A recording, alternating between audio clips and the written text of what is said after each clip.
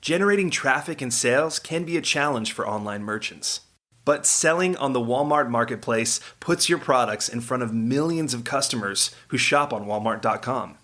And right now, sellers who join Walmart Marketplace can save up to 50% on referral and fulfillment fees for the first 90 days. So get started today. Head over to marketplace.walmart.com/savings. That's marketplace.walmart.com/savings. Welcome to E-Commerce Conversations, a podcast by Practical E-Commerce. What is going on, Internet? Eric Van Holtz here with another E-Commerce Conversations and building an e-commerce business for, as you guys know, Practical E-Commerce. I'm your host, Eric Van Holtz with Beard Brand. And, today is a super special podcast for me because I'm actually turning, I don't know if you say you're turning the microphone around on this person, but Kurt Elster is the host of Unofficial Shopify podcast. He also does a fair amount of support and guidance and consulting and website work for people with a side business that he has. I don't even know if he could probably call it a side business. But what's interesting is back on his episode, number 54, I was on his show as a guest. That was March of 2016. So 4 years ago, we had this conversation. And another thing I want to mention is we were both in Boston for Klaviyo Boston, but because he was wearing his camouflaged jacket, I did not see him. So I wasn't able to catch up with him. What did I miss, Kurt? Well, yeah, I think you got everything right. I've been a Shopify expert since 2011. I have worked on Shopify exclusively since 2015. I eat, sleep, breathe Shopify. I even have a Shopify license plate. At the Klaviyo Boston, I could not get near you. I saw you several times in the hallway, always surrounded by an army of people just wanting to touch your e-commerce success and hope it rubs off on them. Yeah. I think it's only because I'm tall. That's the only reason people can spot me. It makes you easy to spot in a crowd. You just threw a whole wrench in my gear because I thought we were just going to talk about big commerce the whole time. Is Shopify the place to be? Is it still hot? Yeah, over 1 million merchants on Shopify. And I think some of the real power of it is the partner ecosystem that they have been investing in since nearly day one. I think they're up to 12,000 partners now, and having access to like an army of people who can help you grow your store, whether it's through apps, integrations, or professional services, really adds a ton of value to the core platform. Yeah, I mean, we're still on Shopify. It's been great to us. It's helped us grow. Also, from a show perspective, there's a lot of platforms out there. You don't have to go with any particular one. No, it's your business. Yeah. Do what's right for you. Exactly. What's new in Shopify? Like, what kind of things are they unleashing? What kind of things really set them apart in 2020 versus 5 years ago? I think the core proposition has remained largely unchanged. We're going to take away the technology pain point of it, because I came from the WordPress universe, and as soon as you're managing your own WordPress site, and I don't mean to pick on WordPress, just to pick on self-hosted solutions in general. You are now in the hosting security business, so you are solely responsible for making sure that your stuff stays online, stays up to date, and stays secure.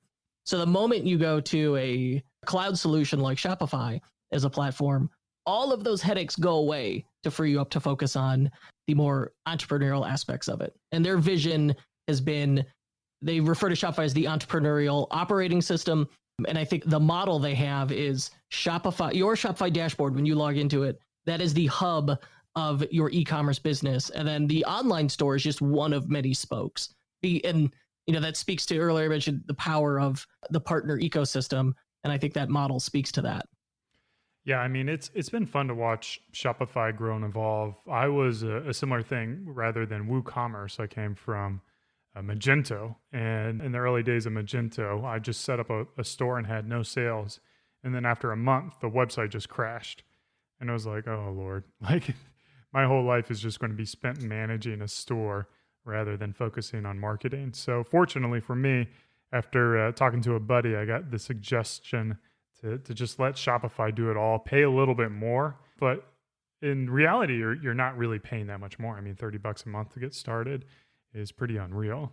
Yeah, they've got that tiered structure. But yeah, even like the $30 a month plan has, if you say, listen, I want to sell online right now, it has everything you need and more. Absolutely. What are you seeing from people who reach out to you, your consulting services? Are these kind of falling in the Shopify Plus side, or are you able to work with companies like really getting off the ground and up to 7-8 figures? Well, as far as like the leads coming in, it is all over the board. And right now it feels like there is a gold rush into e-commerce where I'm seeing more new store builds than ever before, which is great. Our own clientele tends to be people who they are on Shopify, they have validated the business. So like they bootstrapped it, they built it themselves, they got as far as they could. They went, hey, this works and is making money. All right, now it's time to get this stuff off our plate and hire someone else to worry about it and polish it and take it to the next level. That's always what people tell me. I want to take it to the next level. So we do a lot of front end work, helping people get the theme set up, because truthfully, that's the hardest part for merchants. There's a lot of best practices that you need to be aware of to make a good shopping experience. There's a lot of like subjective, squishy, creative decisions that need to get made. And like ultimately it can lead to a lot of analysis paralysis where it becomes very difficult to make a decision on your own. The other problem is like, as everyone has this issue where they can't see the forest through the trees on their own website, because you spend more time on your website than literally anybody else. So it could be tough to see minor issues. You just get used to them. So having a third party do it could be beneficial just to catch that stuff. Yeah, absolutely. I have a side project where I make these rowing jerseys, and I was playing around with a theme, and the theme option had like 100 different fonts or 200 fonts. And you're just sitting there like clicking through literally like every single font. And you're like, this one is like slightly different than the other one, but I've spent hours just trying to figure out what are the two fonts that I need on my website. Exactly. Yeah, sometimes you just need someone who's less emotionally invested in it, who could just decide. Yeah, they're like, all right, this looks good. I know it looks good. We've done it before. It performs well. Let's get it done. Let's move it forward. What are some of the biggest mistakes people are making on Shopify? Oh, man. So, all right, specific to Shopify, I think the best part about Shopify is the app ecosystem, the App Store. The worst part about Shopify is the App Store. So I say that because no matter what feature, integration, system thing you need, there is probably one or more apps for it. And they're probably all reasonably priced. Some will even be free. But it is easy to get addicted to apps, and you start playing app roulette where you're like, if I just get the right one, it's going to take my sales to the next level.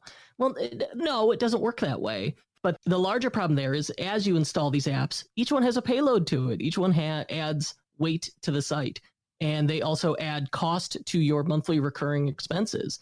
So, if you've got one app, fine. You got 8 apps, fine. Well, it's not uncommon to a counter store that has 40 apps. By the time you get there, I go, well, what do these do? And they go, we don't even know. And I have been paid more times than I could count a consulting fee to just figure out what apps can go and which need to stay. And so that's kind of a trap that people can fall into. And the same is true of like, WordPress with plugins. When we used to do WordPress, we'd see stores with like 6 different SEO plugins, and one or more is hacked, and that's more of a larger platform issue. So that's a common mistake I see specific to Shopify. My current pet peeve for just general e-commerce website layout issues is main menus. The main menu is like the front door to the site. It is the most important thing in finding the product, is being able to navigate a main menu. If you go to any major retailer's website, that main menu is devoted exclusively to shopping. If I load up any random independent merchant store, it's probably like home, about, blog, contact, and then there's a little 4-letter word that just says shop. And that's a drop-down menu. And that drop-down menu then has all of the shopping stuff jammed into it. Guess what? That's the most important part. You hid the most important part entirely behind a tiny drop-down menu. Go on any major website. None of them will do it. All of that stuff will be in a secondary menu in the header, or they'll be moved as links to the footer. And then that main menu gets devoted exclusively to shopping. I know this sounds obvious, but nobody does it. And it makes a huge difference in how the site is perceived and how easy it is for people to shop. No, absolutely. And those are one of the things where you can A/B test pretty easily in Shopify. You build 2 different navigation menus. You try one for a week and then try another one for the next week and kind of see what kind of results you have for, your click-through rates, your average time on website, your conversion rates, all those things. You can use Google Analytics to figure out revenue by page to try and decide what pages do and do not deserve to be in that main menu. It is precious real estate. It is limited real estate. That's one method we've used. The split testing works. Comparisons like that work. Or you could also heat map it and see, okay, which links do people click on and which do they not particularly click on? And that's similar to the Google Analytics solution. Getting me antsy to hang up this podcast and dig into my analytics now and figure out how to... Let's take a break. to hack up my navigation menu to make it so much more effective.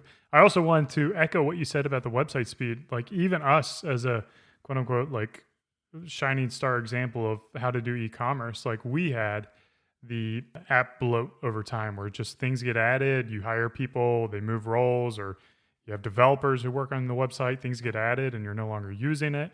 And we cut everything, man.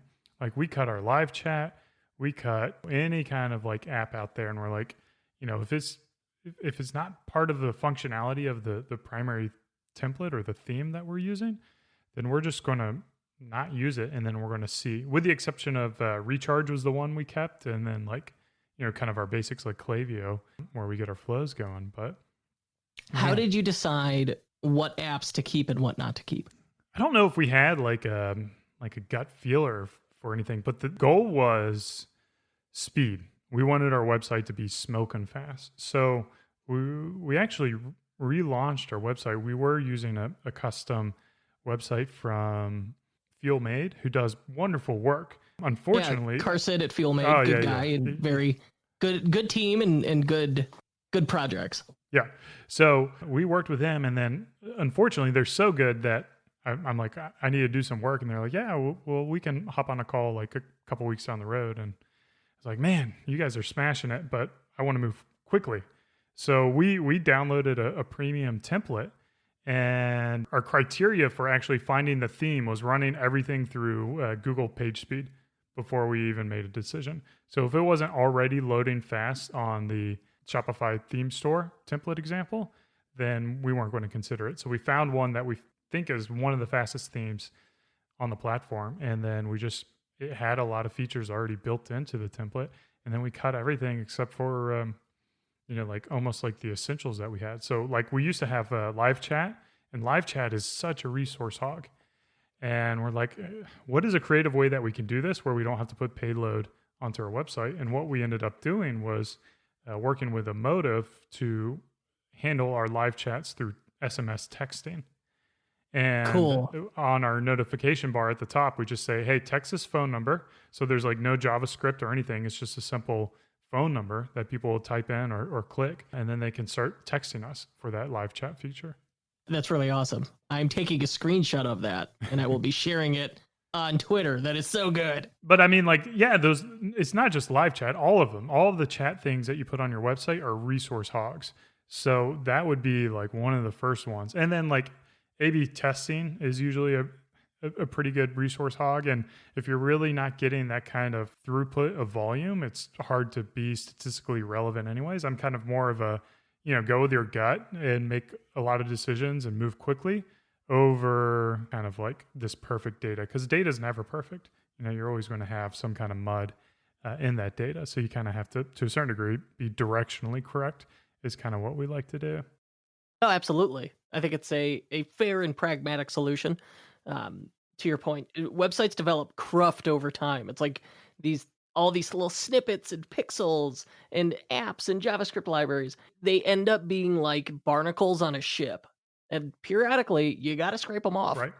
And then, the other thing is like if we cut it off and we saw a huge drop in conversion rate, or if, we got a lot of customers who are like, hey, where did that go? I really like that. Where is this? then yeah, we'll make that change. But it's kind of like beg for forgiveness, act first or act quickly and then beg for forgiveness. What is it? It's better to ask for forgiveness. To ask for forgiveness than to ask for permission. Yeah. So we kind of did that. And then, the data, we haven't seen any drop in it. And our page speed went from like on average 5 seconds to 3 seconds, which I'm pretty happy with. That's very quick. Yeah. But in terms of key performance indicators, what was the outcome of that? You went through all this effort. You rebuilt a theme. You thought really hard. You self-edited your collection of apps, which is fantastic. And having worked with 100 merchants at this point, really hard to do and atypical. Very few people will do what you have done. What was the outcome there? Was it worth it? Oh, yeah. I'm super stoked with it. Really happy with it. I mean, our goal was page speed. So we achieved our goal and we relaunched the website in a week, dude.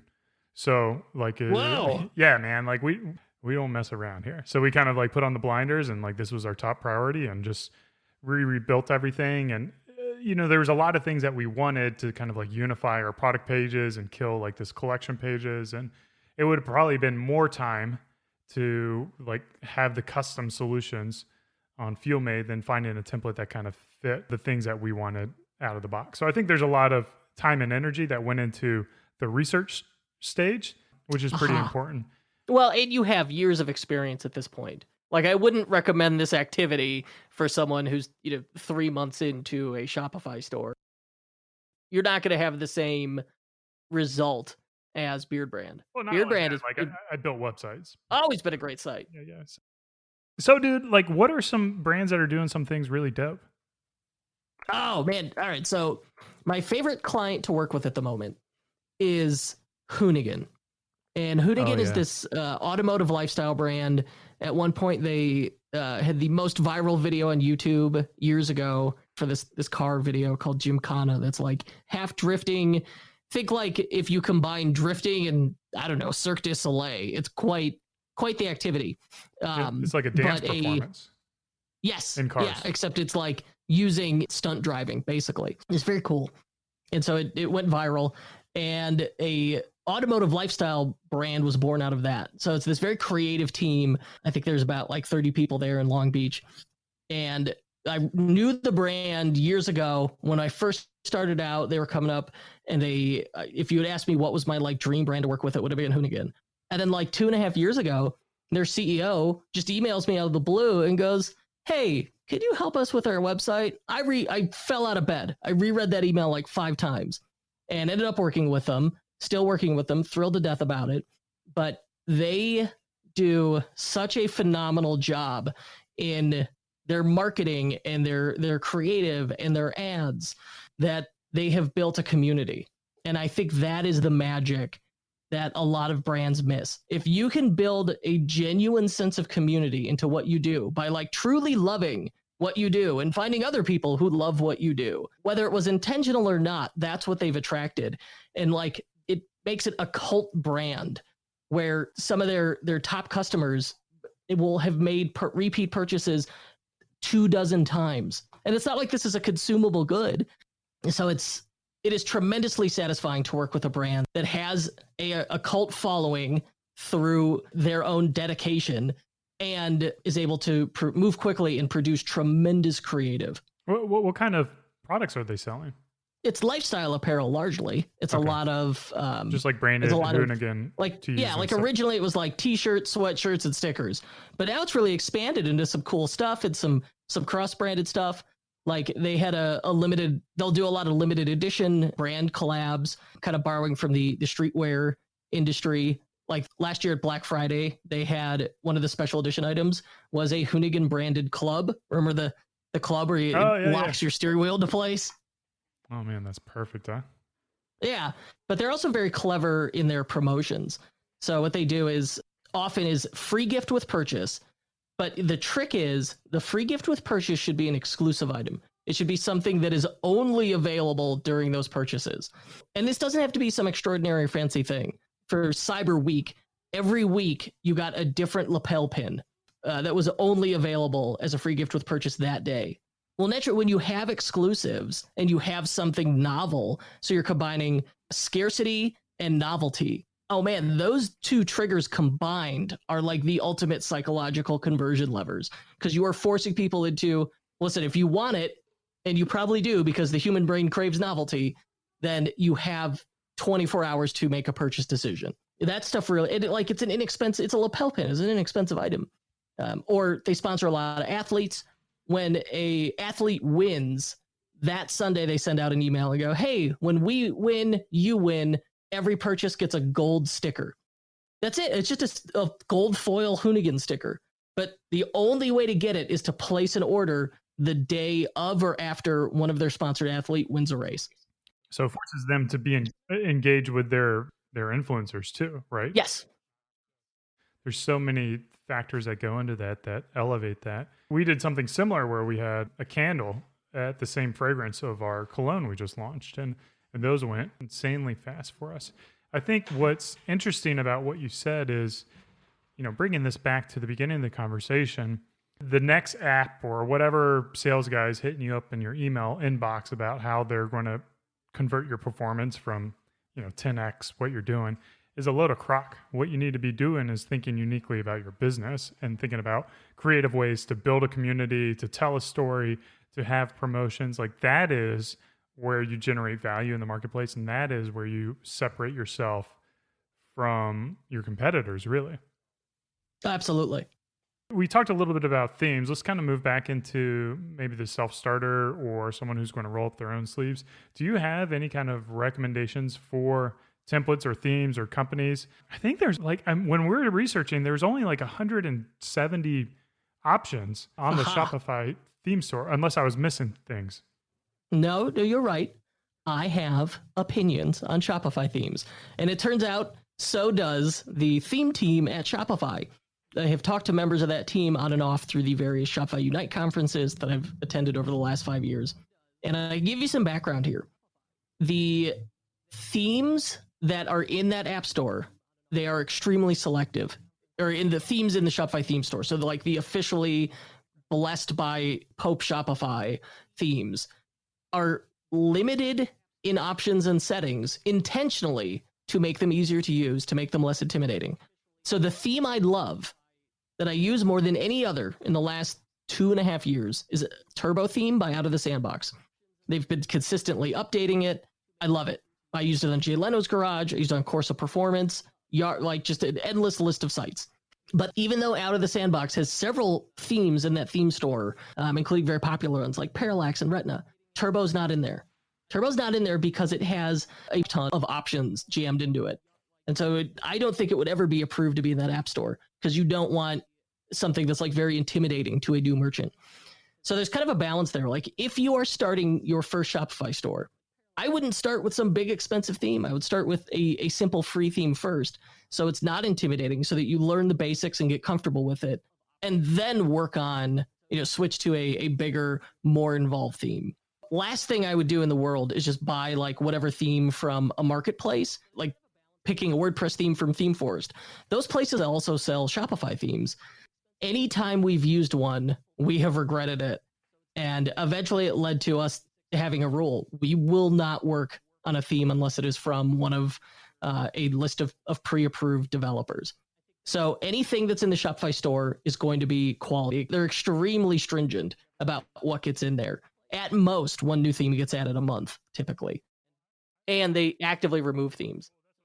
I could have sworn that they used to have 300 or 400, 500, and it just seems like it's really dwindled. I don't think they had that many. I do know supposedly 2 members of the Shopify theme team left to start their own theme development company. I think it's Archetype. Archetype Themes is good. Maestro Themes is good. Out of the Sandbox is good. And Pixel Union. Those 4, I would, without question, if you said, hey, should I use X theme from any of those 4? I would say yes, because I have faith in the quality of the code, the theme, and their support. Yeah, I can speak on behalf of both Out of the Sandbox, which we used with our first, I think it was our first or second theme that we did. And then Pixel Union, we're on Prestige, which is a current one. I think that's Pixel Union. I could be wrong. But so how do you get these kind of hidden themes? Where do you find Turbo? Do you have to go to their website, or? You get it direct from the developer. Yeah. And so are a lot of these developers sharing other themes and templates on their own private websites? Yes, and because they don't have a choice. Shopify makes it so difficult to get a theme in the theme store, which is a good thing because there's no junk in the theme store, but that is the limitation. All right, I looked it up. Prestige theme, which is what Beard Brand uses, is by Maestro. Okay. So that's one of the 4 developers. I said, hey, these guys are solid. And there's 4 featured stores in their listing. Beard Brand, as it sits now, is in there. Oh, we're already featured. How did that happen? Someone will recognize it and share it. Like I'll share, like we'll build a site for a client and we'll share it. And like immediately we'll get feedback from someone on that theme development team being like, oh, that's a really good one. Yeah, I think they pay attention. Yeah, it's cool. It's cool that they know that. I'll have to go ahead and pat myself on the back. I think one of the things you worry about with a theme and just buying something is that your website's going to look like everyone else's website. Yes. So how do you differentiate websites when all the kind of the bones of the website are the same? This is a really common fear, and I don't think it's founded. So I live in a subdivision, and in my subdivision, there are, I think, 200 houses, and there are 3 houses that are identical to mine. All 3 look completely different because they have different landscaping, they sit on a different lot, they face different directions, and they have different decor and paint. They don't look like the same house. I just recognize it because I know what my house looks like. The same is true of themes, and even more so. The theme really is just a way to showcase your content and your brand. So like if you use all the default styling, and often we see this where it's like, well, they didn't change the default colors, they didn't change the default fonts, they just put in their logo and products go. Well, if you want something quick and easy, yeah, you could do that. When we do it for a client, we're going to change all of the colors and typography first to match the brand. That sounds simple, but a lot of people skip it. We're going to put all that content in, we're going to lay it out nicely. And if you're really worried about it, just change the design of the header. That's all you have to do. If you change that design of that header, it will immediately change the entire feel. So we call that, in print, you call that the masthead, the top of the newspaper. Change the masthead on your website, it will feel like something completely different and unique. Yeah. So how are you able to change it? Is it just like the background image, or is it the... So in the case of the footer, because it applies to the foot, usually do the footer too. Usually it's like you put a background image in there and switch up the columns and it will give it a unique look. The header, that's where we'll usually do some custom development. Even if you're not doing custom development in your theme, you should have some theme developer that you trust, that you can lean on, that you can keep on retainer. And the way to find someone is, get some referrals and just give a few people some small projects and see how they work. Because if they work that way in a tiny project, they're going to work just as well on a larger project. But for the headers, generally we customize it. So like a good example of that is Corsa Performance. They sell $1,300 mufflers, Corsa Performance, Corsa. And it's very important that people be able to find their product. These guys have thousands of mufflers, but you only want to see the one that fits your car. So we customize the header. It's got it's called a YMM selector, year, make, model. You just pick your year, make, model in there. In the header, boom, you see just only out of thousands of product, just like the 3 or 4 that'll fit your website. Well, that customization makes the site very easy to use. It also makes it look very unique. I'm surprised because I know a lot of people who have huge catalogs kind of have been shied away from Shopify, but you guys aren't having any kind of issues or limitations with that. I have a website that we're working on right now, and I wish it was public and live so that I could tell you what it was because it's so cool. It right now, when we started working on it, had 80,000 products. It has 120,000 now. By the end of the year, we are going to have 200,000 on it. There were some things we had to work through, but we did it. The site is incredibly performant, meaning it is one of the fastest sites I've ever worked on. When we first started this project, it took 30 to 40 seconds to load a collection page because of the number of products we were filtering through. Like Shopify is giving us new technologies like React. Using that stuff, you can have a catalog with 6 figures worth of product and have it load in 2 to 3 seconds. That's crazy, man. It's good to see that they're rolling out new technologies for that, because that's been a big limitation from what I hear in this space. Yes, it has been in the past. The other, as long as we're talking about it, I think the other strange frustration with Shopify is the 100 variant limit. So if I've got a product with options, say a t-shirt, and my t-shirt comes in 10 sizes, or I'm sorry, it comes in 5 sizes and 10 colors. That is 50 variants. If I add a third option set where I say, well, do you want it in big or tall? Now, okay, 2 options. I'm now at 100 variants on that product. That's the limit. You can add no more than that. And I don't know. I'm sure there are technical reasons. The CEO of Shopify, Toby, is very deliberate and measured and pragmatic. I truly don't believe that man does anything arbitrarily. I'm sure there are good reasons for it. But there's apps to work around it. But yeah, that's one limitation. Yeah, I know with shoes, that's a huge issue because I'll look at Allbirds. Allbirds is on Shopify, and they have like each shoe, they're exactly the same, just a different color, but they each have its own URL. And you got to imagine that's killing their SEO. And they do some really clever stuff with JavaScript. So like when you switch colors, the entire product listing changes, but you don't even really notice it. Yeah, like if you look at the URL, you see it, but it happens so seamlessly. I would imagine that's a great example of building a site on React. I would think. I don't have confirmation of that, but really, like I don't know who built it, but they did a tremendous job. It's a very good site. Yeah. All the imagery is exactly the same. Go to Allbirds, check it out. And the beauty of design is in the details. It's when you go to a completely different URL, it loads just as fast as you would expect it. And the images are all perfectly aligned on top of each other. There's no change in the background gradients and things like that. That's the difference between a premium brand online or on e-commerce and everybody else. There's no like sticky widgets everywhere. Everything's very consistent and well thought through. It's very clear that they had a vision and a 10,000 foot view, and they revised, and self-edited and iterated until they got to this extremely polished experience. And oftentimes, for the last decade, you'll ask someone, hey, well, what do you want your website to look like? They'll be like, Apple. Okay, what do you like about Apple? It's just so clean. Well, it's clean because there's not a pop-up telling me to spin the wheel or punch the monkey or whatever the hell. And all the product photos are shot in a very consistent way or rendered in a very consistent way. Whereas like a lot of merchants struggle to know what an aspect ratio is in an image and crop them all the same size. So you can't expect to have that like ultra premium experience if you can't figure out if your photo should be landscape or portrait. Yeah, absolutely. Absolutely. Again, the website it's a frame. It is a showcase for your products and your content. It is still up to you, the brand, to create what goes into the picture frame. And that is the way to think of these website themes. I think we could probably talk all day about what Shopify is doing. Unfortunately, we don't have all day. I know you're super active on Twitter, and I had another guest on recently who was involved in the Twitter e-commerce space. Go ahead, share your Twitter handle as well as where else people should find you. Sure. My Twitter handle is @KurtInc, KurtInc. And the best way or place to get in touch with me other than Twitter is my newsletter. If you Google me, Kurt Elster, head to kurtelster.com, sign up for my newsletter. That comes from my actual email address. So at any time, if you get an email from me, you can hit reply. It will go to my inbox. Look at you, man. If you ask me a thoughtful question, I will send you a thoughtful reply. Oh, that's so nice of you to still be answering emails. Big shot like you.